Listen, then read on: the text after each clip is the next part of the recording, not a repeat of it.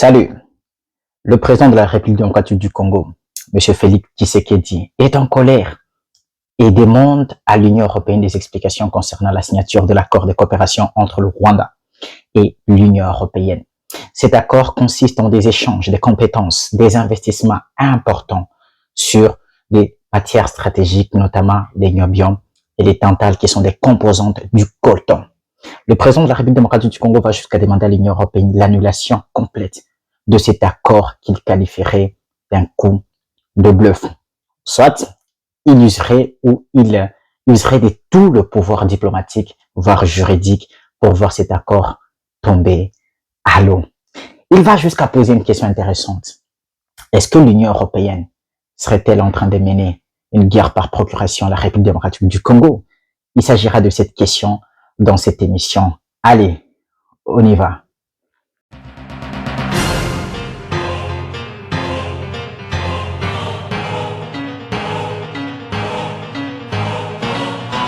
Il est nécessaire d'oublier cette approche de l'Afrique comme une métropole coloniale.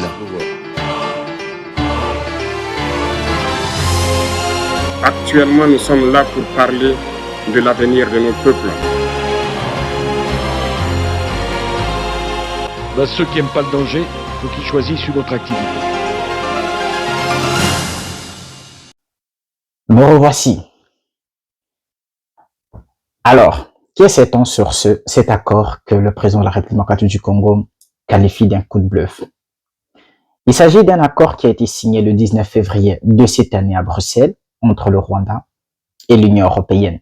L'Union européenne promet au Rwanda de lui fournir des compétences, des ressources financières nécessaires et la technologie nécessaire pour transformer le coltan, pour travailler le coltan. Ça veut dire avoir du niobium et du tantal qui sont des composantes du coltan. L'Union européenne, depuis quelques années, travaille dans un grand programme, une stratégie qu'elle appelle les Global Gateway. C'est une stratégie qui consiste à créer des connexions avec le reste du monde, des connexions avec des partenaires tiers qui vont participer dans ce que l'Union européenne qualifie de développement plus durable et plus responsable. Dans presque tous les domaines, dans le domaine de la santé, du transport, de l'habitat et tout le reste. Mais c'est pour faire face à tous ces changements dans le monde entier, ces changements climatiques, un développement beaucoup plus durable. Et cette stratégie mobilise au sein de l'Union européenne une grosse enveloppe pour la période de 2021 jusqu'en 2027 de 300 milliards d'euros d'investissement. Et sur le seul continent africain, l'Union européenne a signé des accords jusqu'à 150 milliards d'euros. Alors nous ne savons pas exactement à quelle hauteur va concerner l'accord avec le Rwanda. Il s'agit d'un gros accord sur l'exploitation et les traitements du coltan à Kigali.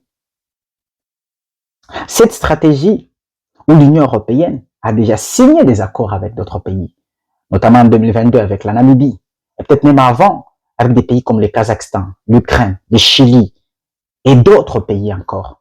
Mais en 2023, ça veut dire l'année dernière, au mois de novembre, où s'est tenu à Bruxelles le premier forum de Global Gateway, l'Union européenne a signé deux accords importants avec la Zambie et la République démocratique du Congo. Mais cette année, à la grande surprise des Congolais, l'Union européenne signe un accord important au mois de février, il y a quelques semaines, avec le Rwanda sur l'exploitation du coltan. Et ceci provoque un coup de tonnerre, un coup de colère à Kinshasa. Pour le président de la République, il s'agirait d'un coup de bluff. Le peuple congolais demande des explications notamment. Pourquoi? Pour ces deux raisons que nous avons recensées. La première raison, c'est que le Rwanda en ce moment fait face à des accusations, des chefs d'accusation par la communauté internationale, notamment la plus grande organisation internationale au monde, qui est les Nations Unies, par son organe le plus puissant, le Conseil de sécurité, qui demande au Rwanda de retirer ou de se retirer du sol congolais. Finalement, la communauté internationale vient trancher il y a un rapport des Nations Unies qui établit les responsabilités du Rwanda dans le pillage des ressources naturelles, des ressources premières ou des matières premières stratégiques dans la partie est du Congo, en l'occurrence le coltan et bien d'autres ressources, bien évidemment. Mais le coltan serait la principale matière première de laquelle découlerait tout ce conflit dans la partie est du Congo. Et donc la communauté internationale a demandé gentiment au Rwanda d'arrêter ces atrocités. Le groupe, les M23, a repris ces désordres il y a quelques semaines.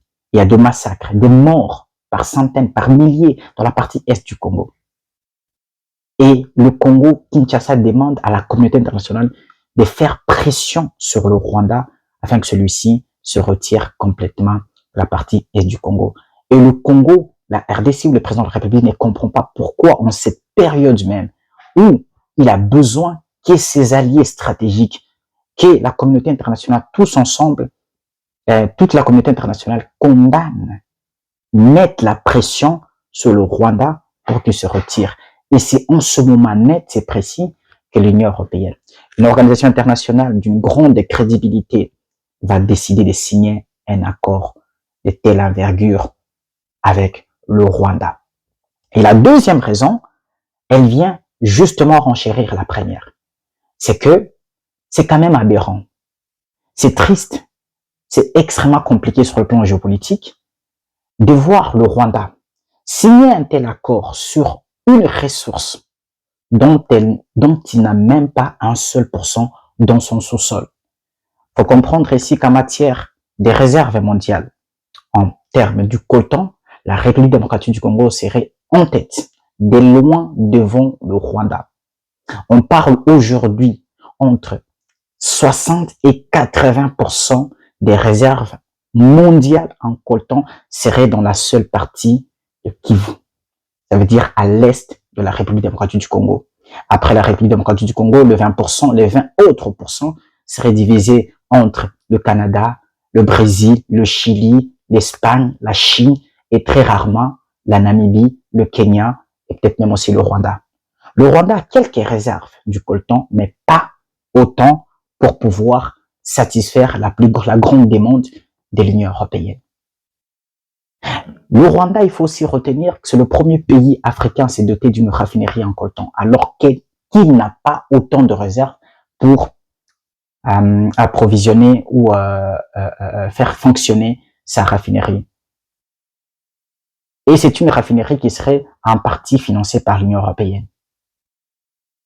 Donc, la matière première qui est le coltan proviendrait en grande partie du Congo. Une toute petite partie serait dans le circuit d'un commerce normal. Ça veut dire passerait par la frontière de Goma et entre en Rwanda. Mais une grande partie, c'est dans le commerce ou l'échange illégal. C'est dans des zones de guerre.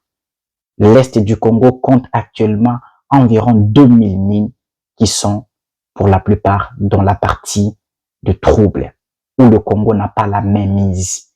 C'est une partie remplie des groupes rebelles. Des groupes rebelles. Faire fonctionner cette raffinerie à Kigali veut tout simplement dire continuer les hostilités en RDC. Le Rwanda se procure la matière première qui est le coltan au Congo, mais pas de la plus belle des manières. Ça veut dire que c'est un sément le trouble et les parties qui sont considérées comme un risque, qui sont inaccessibles par les autorités congolaises, sont laissées entre les mains des rebelles qui exploitent en toute illégalité le coltan congolais. Et c'est ce coltan qui va faire fonctionner cette raffinerie au Rwanda.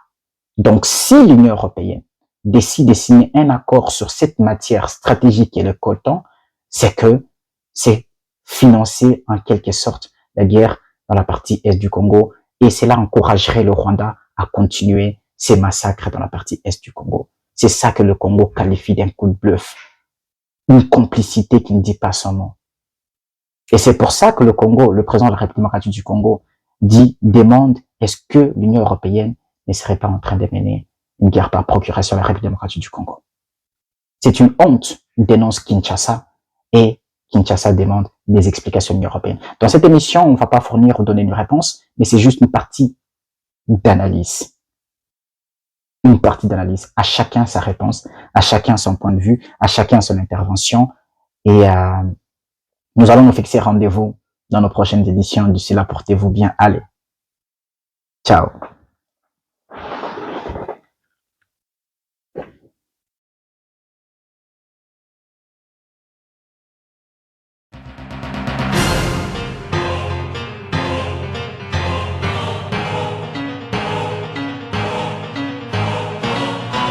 Il est nécessaire d'oublier cette approche de l'Afrique comme une métropole coloniale.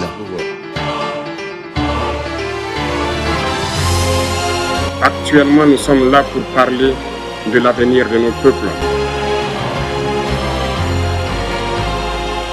Ceux qui n'aiment pas le danger, il faut qu'ils choisissent une autre activité.